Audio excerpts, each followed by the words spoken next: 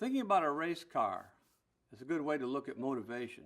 You can have the most expensive racing car in the world, finest tires, finest engine, finest carburetor, and that is fantastic. But if you don't have the right fuel in the engine, it's not going anywhere. Motivation is your fuel.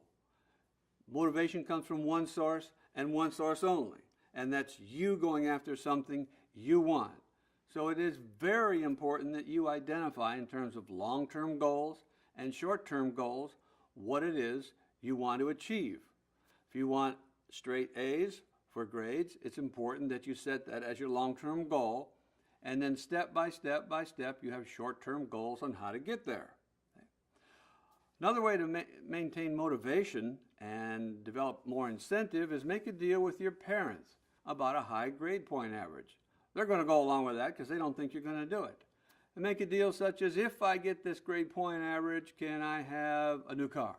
Can I have a trip to Europe or America? Or can I have new clothes? And they're going to agree with that because they don't think you're going to reach the goal. But there's incentive there for you to try harder and get higher grades. It's important that as you accomplish each small goal that you reward yourself. Quite often you might have a 30 or 40 page chapter that's not very interesting, but you have to learn the material. So you break it up into small pieces, 5 pages at a time, 4 pages at a time, and then reward yourself for completing that small task.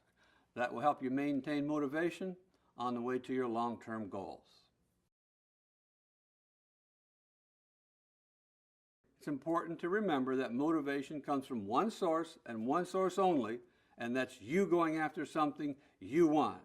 So it's important that you identify what you want in terms of short-term and long-term goals, make a deal with your folks for more incentive, and set up the small rewards to reward yourself when you are successful, even on the smaller short-term goals.